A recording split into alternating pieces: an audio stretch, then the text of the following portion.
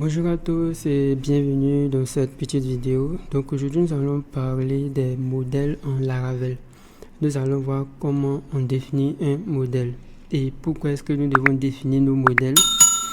Donc les modèles vont nous permettre de communiquer directement avec la base de données. Donc pour pouvoir créer un modèle, on va utiliser la commande php artisan make modèle. Et nous allons définir le modèle. Par exemple, si on veut créer une table utilisateur, on va mettre le mot-clé utilisateur avec un U en majuscule. Voilà. Donc, on va venir au niveau de notre terminal. Je vais taper php artisan make modèle. Désolé, j'ai mal écrit modèle. Et je vais créer un modèle utilisateur.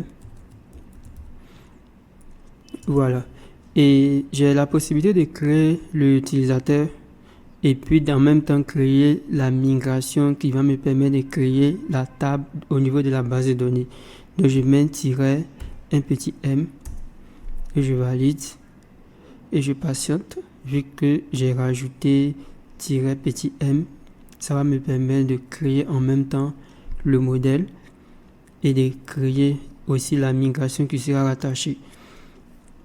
Donc voici le projet qui est là, et au niveau du dossier app, il y a un dossier modèle et il y a un fichier utilisateur.php qui a été créé. Et ensuite au niveau du dossier database, il y a un dossier migration et il y a un fichier de migration qui a été créé. Voilà, donc on a la date d'aujourd'hui et l'heure, et ensuite on a le nom create utilisateur table.php. Donc on va aller vérifier. Dans notre dossier app, on a un dossier modèle et on a un fichier utilisateur.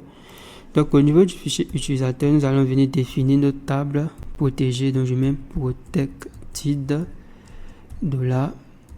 $fillable et on va définir un tableau. Et à l'intérieur de ce tableau là, nous allons définir le nom,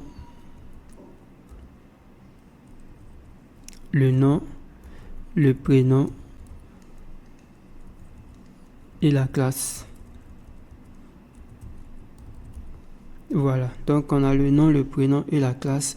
Donc je vais aussi aller définir ça au niveau de notre base de données. Donc je vais définir d'abord que c'est une chaîne de caractères, le nom. Donc je mets string et puis je mets comme propriété nom, pour dire que le nom est une chaîne de caractères. Et on aura le prénom et on aura la classe. Voilà. Donc, je peux venir définir la classe comme étant nul. Donc, je vais laisser ça tel quel. Je voulais définir la classe comme étant nul, mais c'est pas grave. On va créer comme ça la table qui est là. Voilà. Maintenant, au niveau de notre fichier .env, donc par défaut, on a SQLite qui est là, parce que nous voulons utiliser une base de données SQLite. Donc, si je vais exécuter cette migration là par rapport à ma base de données pour créer la table utilisateur, je vais venir faire php artisan migrate et je valide. Automatiquement, il a créé uniquement la table. C'est pour ça qu'il a exécuté la table create utilisateur table, parce qu'on avait déjà exécuté la migration de la table. Voilà. Donc, dans la prochaine vidéo, nous allons voir comment créer un formulaire de création de la table utilisateur. Voilà. Donc on va pas être trop long. Voilà.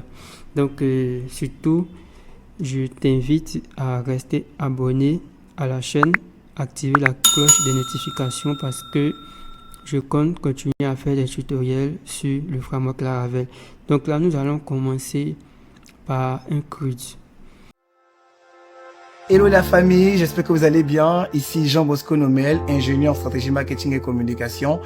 Vous avez été nombreux à nous solliciter pour la formation précédente qui était en management digital, marketing qui a eu un fort succès et une très belle cérémonie de remise des certificats de nos 40 étudiants qui ont eux tous été admis et qui ont montré une grande performance durant la formation. Et je viens encore aujourd'hui vous booster sur notre formation en marketing stratégique, essentiellement qui va aborder certains thèmes d'innovation digitale qui existent actuellement, mais plus s'attarder sur la planification et la stratégie marketing orientée pour n'importe quel business qui vous permettront de mesurer, quantifier la capacité de rentabilité de votre activité, soit dans la visibilité, soit dans la rentabilité financière.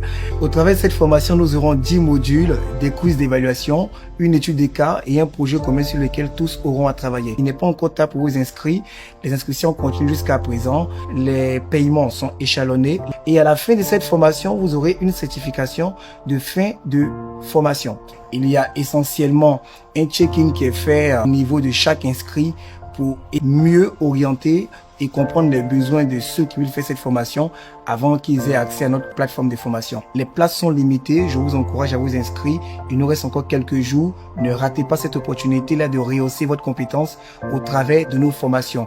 N'hésitez pas à cliquer aussi sur le lien qui est sur cette publication pour pouvoir avoir accès à la plateforme d'inscription et essentiellement réserver votre place.